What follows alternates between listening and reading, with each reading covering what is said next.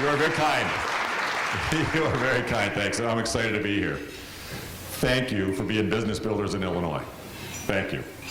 Your success is Illinois' success, and it's a privilege for me to work for you. I'm your strongest advocate. I'm all in 100%. Your success is the key to Illinois' prosperity and the key to our future. So I'm here to talk about what's going on in Springfield, how we're trying to advocate for you to try to make you more competitive so you can grow your businesses and create more prosperity for everyone in Illinois. That's the whole key. You know, people think right now in Illinois we're really fighting about a budget. They think it's about a budget. It's only a little piece of it. What it really is about is the future of Illinois. That's what we're fighting about. And the core question is, are we going to stay on the trajectory that we've been on for decades? Very low economic growth, high taxes, deficit spending, unfunded pensions, a lot of job losses, lower family incomes, decline, slow, gradual decline, or we're going to go in a new direction. Growth, more jobs, higher incomes, truly balanced budgets, more education funding, more competitiveness. Are we going to go in a positive direction or stay on the long, slow road of decline that we've been on forever? You know, people say in the General Assembly, the Democrats have said to me, Governor, stop talking about reforms, stop talking about being pro-business, just focus on a budget. Stop all this talk about other stuff. And I say, wait a minute, guys, this is not other stuff. Growth is the budget. Being pro-growth solves the budget crisis. I can't seem to get it through. They just don't get it. Or they refuse to acknowledge it.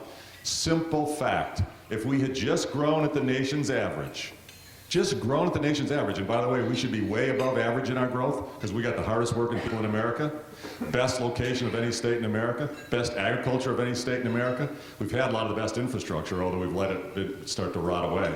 But we have every advantage strategically. We should be one of the fastest growing states in America. We got every reason to be one of the fastest growing. But let's just say we grew at the nation's average the last 15 years, just average. You know what? Today we would not have a budget deficit at all. We would not have any unpaid bills at all. And by the way, we have $8 billion of unpaid bills that you're paying 12% interest on, which is appalling. We would not have needed the 2011 tax hike at all.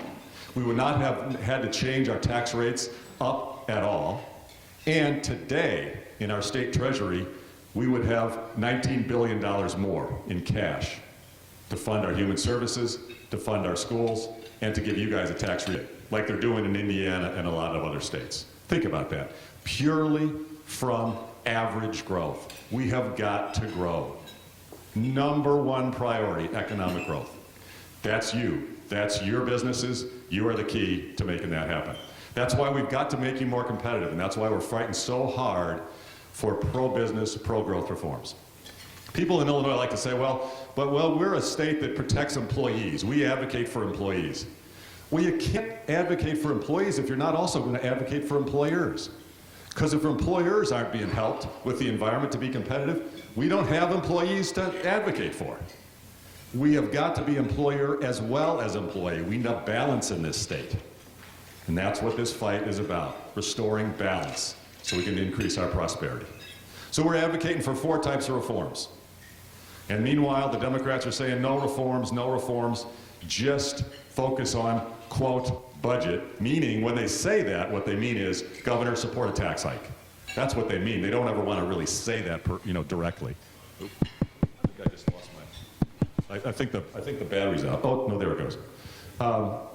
The speaker did say in December he wants the income tax to go back up, but mostly the Democrats are avoiding saying what they really want is to force a big tax hike.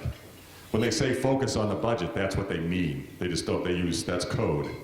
So we've got to understand what the fight's about. And let me be clear, I can never and will never support a tax hike without significant reforms. Just won't do it. Just cannot do it. It would be a huge error, massive mistake for the people of Illinois to put in a massive tax hike and no reforms. I won't do it. End of story. Period. Won't do it. Now, I'm willing to compromise on what reforms we have.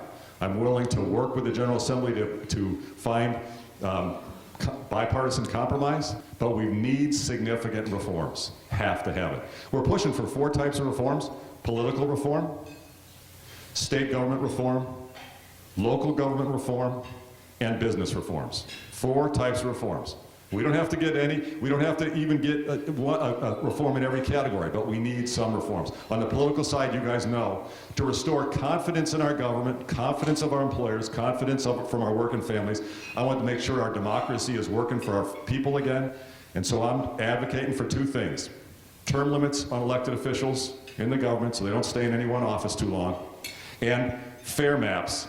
We have redistricting reform so we can have competitive general elections instead of these jerry-rigged districts where you can't actually have a competitive general election. Every incumbent is locked into power for decades. Those are 2 things I'm advocating. Need to have them. Term limits, we've learned we can't get through the voter referendum process. Tried that, got the signatures, but the court threw it out and said the only way you can get term limits is if the General Assembly votes for it. So it's a little bit of a challenge. But we're going to keep pushing. We're going to keep pushing. We're not going to never give up on that. That's really important, good government reform. And by the way, for the folks who don't agree with term limits, fine, but let the people decide. Let the people decide. Give the people of Illinois a choice. But they don't want to give the choice because the 75% of Democrats and 85% of Republicans support term limits. This is a bipartisan reform. So on redistricting reform, we can actually have that done through a voter referendum, and you guys should support that because there's folks out collecting signatures right now. But I'm trying to get the legislature to support it. It's good government reform, and the odds of getting the Democrats suing and winning in court go down if the legislature's voted on it. So I'm trying to get the legislature to vote for it. And by the way, Democratic voters in Illinois support redistricting and fair maps just like Republican voters do. Bipartisan reform. Now, the second type of reform is state government. We need reforms in our government. The waste, the inefficiency in our government is stunning. We need procurement reform, could save you $500 million. We need pension reform, whether it's President Cullerton's plan, which could save $1 billion, my plan that could save $2.3 billion, whichever, we need pension reform. We need to start that process right now. We also need bargaining reform so we can start paying our employees more, but based on productivity and taxpayer savings, not just seniority. And we need to have competitive ability to contract out services and change the way work is provided within our state government to drive more productivity and effectiveness. Those are huge reforms inside state government. Local government, big reforms we're pushing. Consolidation, you guys know we have 7,000 units of government. 7,000. 2,000 more units of government than the #2 state. And double the average state. And most of those units of government have pensions, patronage, cronyism, high salaries, insider deals. How about we get rid of that? Shrink it down. Huge bipartisan support for that.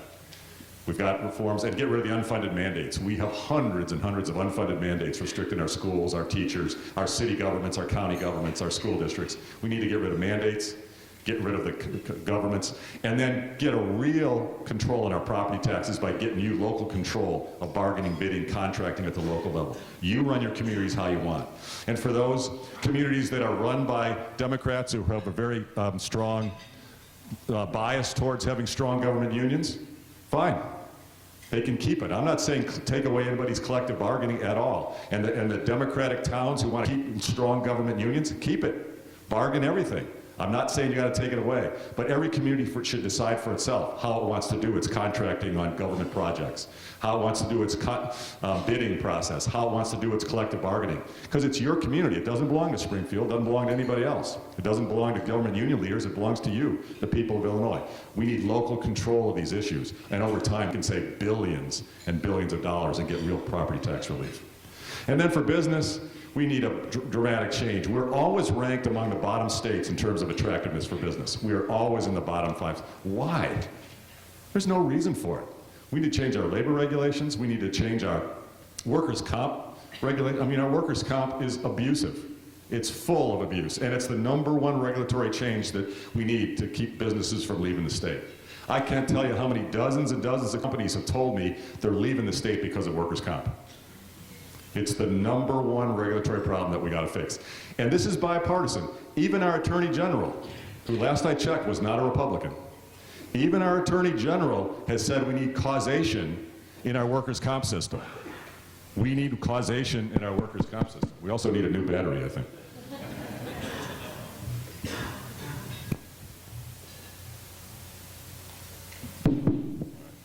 Hello? Okay.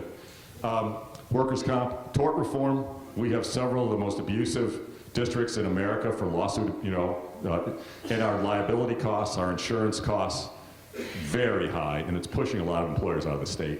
And we need we need a balance between the tort bar, the plaintiff's bar, and the employers of the state. We need a balance. We don't need to be one, everybody deserves their day in court if they have a legitimate beef, but our system is rigged against businesses. It's rigged against employers, and we got to get some balance there. And there's bipartisan support for that. These are changes. Every reform that we're advocating has bipartisan support.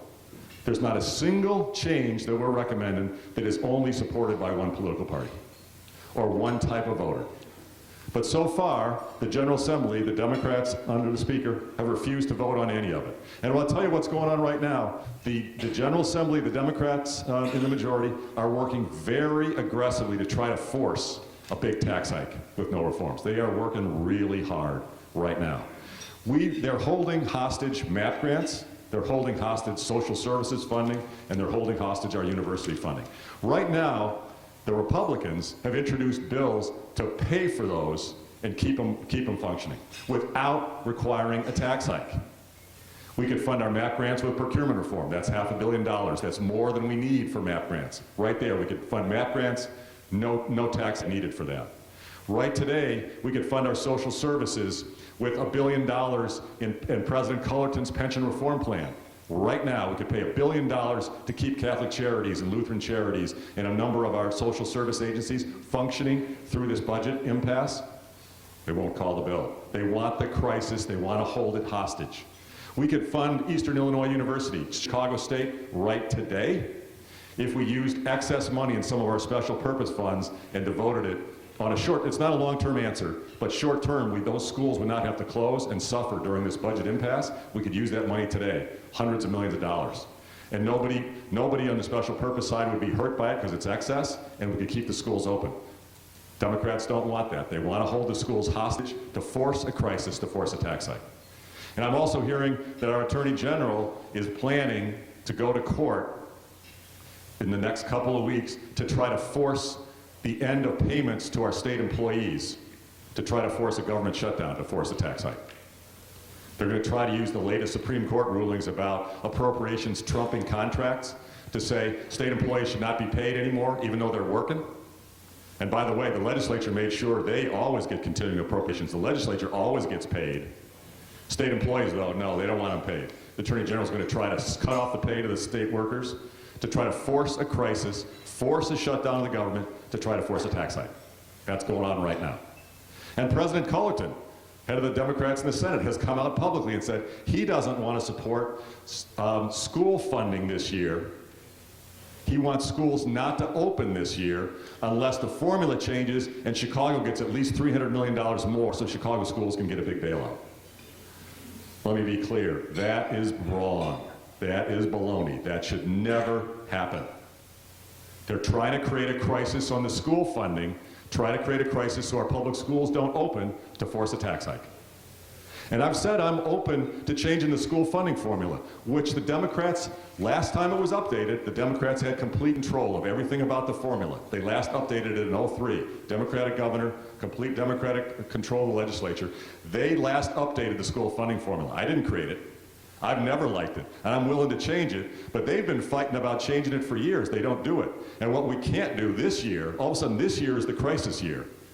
Because they want to force a tax hike. They're making it a crisis year because they want to force a tax hike. Otherwise, it's be the same thing that's been going on for years. We've had a broken school funding formula that they created. I've set them up for changing it, but what we should never do is hold our schools opening as a hostage. That's what they're trying to do. They're trying to say crisis, that they created. Tax hike, we got to do a tax hike. We don't have any choice. Wrong. That is wrong. We can't let it happen. You need your help to get that message out there. Now, while this battle is going on, believe me, it's hand-to-hand combat every day. It's hard to run a government without a budget. It's really hard. But we're trying to do the best we can not to let the Democrats force a big tax hike. So we're transforming government. We've already cut more than $700 million out of the operating costs of government, just from administrative action. We've got superstar directors of all our state agencies. We're modernizing our IT system. I don't know if you guys know this. We have 280 financial reporting systems. Every state department has its own IT department. They don't talk to each other. We're running IT programs, software from 1974. Yeah, don't laugh. I mean, that was a great year. That was the year I got out of high school. That was a great year. But you know, software's changed a little bit in the last 50 years. And we can do better. And because of the way we've done IT, which is broken just like most everything else in government operations, we are the third highest spending state government in America for IT, and we're the bottom 5 states for digital services delivered. I bet you're not shocked by that, but that's true. And so we're changing that. I brought in a private executive from Cisco Systems, and he's transforming the IT operations, and we're going to modernize it. We're going to leapfrog the technology that other states have done, and we're going to use the private sector capability to do that. And I'm trying to use the private sector as a partner as much as possible in every part of the government. Our Department of Commerce is now, we've created a not-for-profit partnership. I hope you guys will consider, if you haven't already, maybe helping with that. It's not political, it's a not-for-profit, you get a tax deduction. But Jim Schultz, who is our head of DECIO, he's left, and he's now the CEO of that not-for-profit. We're going to try to use that entity to recruit the superstar business recruiters from around America, and frankly from around the world, to come into that department, into that not-for-profit, so we can pay them on incentive. If you're in state government, you can't be paid on incentive. It's not allowed. Well, in business, you know, paying on incentive works.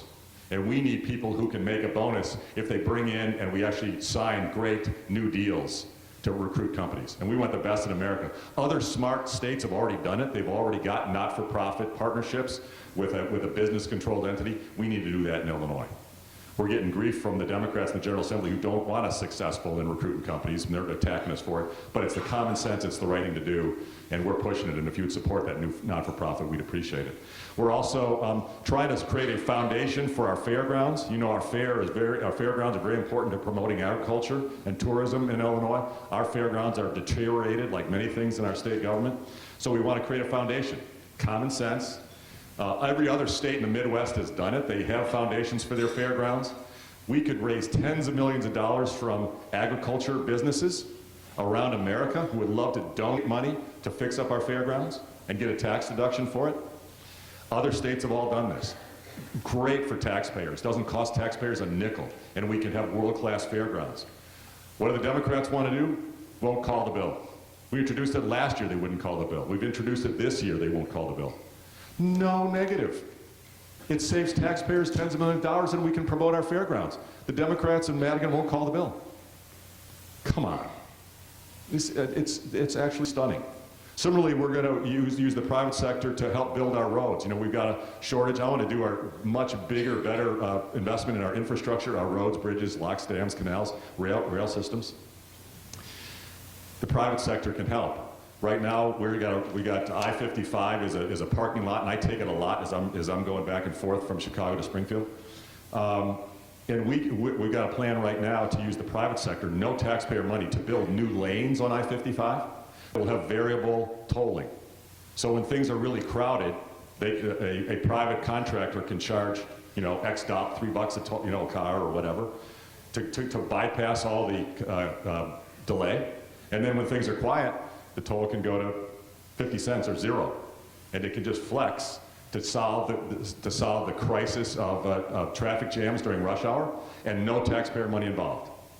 And a huge boon to the economic competitiveness of the metropolitan Chicago area. We're pushing it. We're being criticized by some people for it, but we're pushing it. The private sector can be a partner with the public sector, and I'm a big believer in public-private partnerships. So we're trying to get creative every way we can to solve these problems. Here's where I need your help. Somewhere in the coming months, things are going to come to a head. They're going to come to a head. And many of you are in districts that are represented by a Democratic senator or a Democratic representative. And I know I believe you had the Democratic head of the Senate here today. I don't know how much you asked him about what's going on, but you know, the Republican caucus is very united in trying to be pro-growth. We're united in what the agenda should be.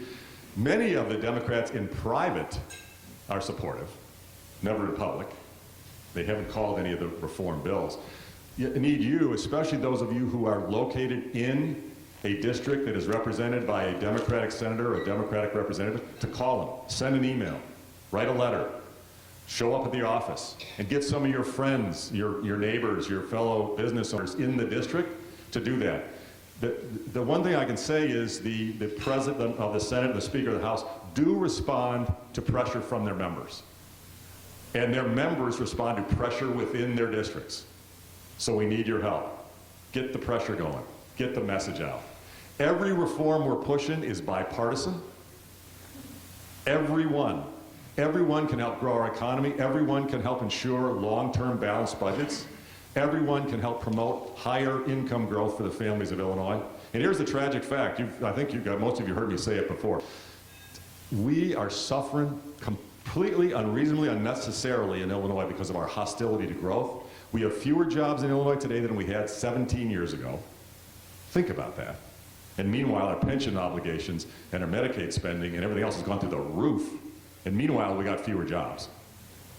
And because we have fewer jobs, we have the average family in Illinois makes less money today than they made 17 years ago. Think about that. That's wrong. That is just, that's not what America's about. America is about growth, free enterprise, and rising incomes. People think that, well, you gotta, in order to get employees more incomes and higher incomes, you gotta have organizations or advocacy or regulations. No, you don't. You need economic growth. That's what gets people's incomes up. Rapid economic growth. Look at the state of Texas. People think that they're hostile employees, or they're too much pro-business and they're hostile to employees. You know what? Factory workers in Texas make more money than factory workers in Illinois.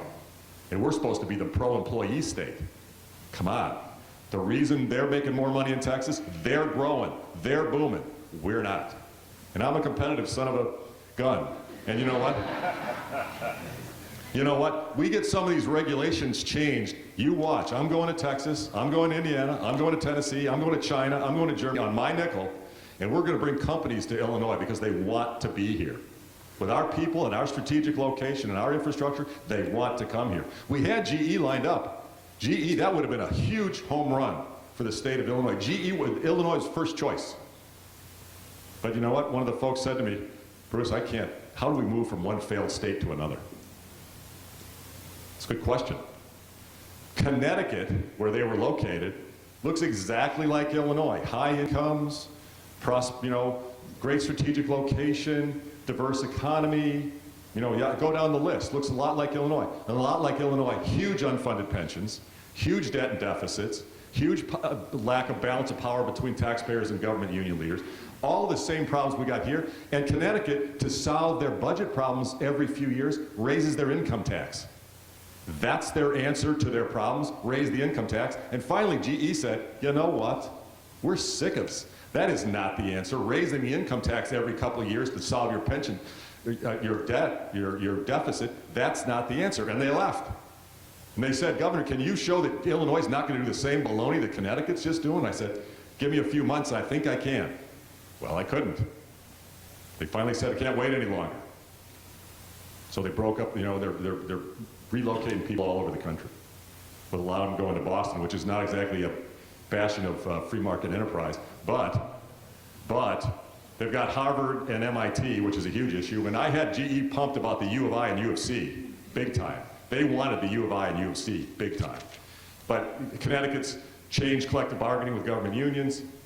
They've changed workers' comp, so they're average. They're average. That's my goal. Let's be average on workers' comp. Let's be average on workers' comp. They've changed their system, so Boston and Massachusetts has done a lot of what we, and they're Democrats. Democrats have done this. Our Democrats can do this. They should do it. But instead, right now, they're fighting every way they can to force a big tax hike on you guys. Massive mistake. We've got to fight back on it. So there's conversations going at levels up and down with the General Assembly and in and around. They've been going off spring. There's really no good reason. Really not. And I'm hoping, we just got to stay persistent and stay optimistic. You know I'm a volunteer, right? I'm doing this because I love Illinois and I believe in our future. I believe if we can get the reforms that we're advocating, even a portion of them, not all of them, just a portion of them, I believe within 24 months we can see a fundamentally different trajectory for our economy, for our budgets, for our schools, and for our family incomes. I believe we can get a fundamentally different trajectory. Indiana saw it when Mitch Daniels turned around Indiana. Other, Michigan, Wisconsin, other states, Kentucky's starting to change. And the changes, the impacts come very quickly. It doesn't take 15 years to see the result of reforms. I think we can see it within 24 months. And that's what we're fighting to do. Change the trajectory. Getting the ultimate problem solved is going to be a long-term project. We got into this mess for decades. It's going to take decades to get out. But we can start solving the problems with structural reform. And I keep reminding the mayor in Chicago. The mayor right now has asked me to sign a pension kick can bill for Chicago. He wants to defer pension payments. And I've said, look, here's a simple fact. Kicking the can on pension payments is bad policy, okay? It is basically borrowing from the pension funds at 8%. That's what that is. When you don't pay the actuarially required amount, you are borrowing from the pension fund at 8%. 8% is roughly what the long-term return on assets is in the pension. When you don't pay in the actuarial amount, you are borrowing at 8%. That is bad policy. And I've said I'll reluctantly go along with some bad policy. Last year I signed a bunch of bills that were bad, but I'm trying to find some bipartisan compromise. I'll buy off on some bad policy. Putting in an income tax hike, it would be bad policy. I've said I'll consider that, but only if there's structural reform to good policy for the long term. Need to have good policy if we're also going to swallow some bad policy, okay? This is politics, this is compromise. But if somebody thinks I should just sign off on bad policy alone, tax hike alone, or pension kick the can alone, with no reforms, no way. There's no way. I'll take some bad policy, but only with good policy. That's crystal clear. We got into this mess by hiking taxes and kicking the can on pensions and being hostile to business. That's what got us in this mess. And they keep pushing the same ideas. Chicago keeps jacking up their taxes and kicking the can on pensions. Come on. Wake up. Let's deal with reality. Let's get reforms and begin to really structurally grow and kick some tails. Chicago should be booming. Instead, people are leaving.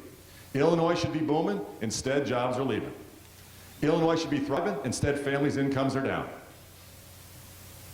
We can get this, ladies and gentlemen. We can do it. But we've got to stay persistent. We've got to stay strong. We've got to be true to our values. America was built on free enterprise. America was built on freedom and competition and being competitive. And I want us to be compassionate. It drives me nuts that we're not funding a lot of our human services. But we can't afford to be compassionate if we're not competitive.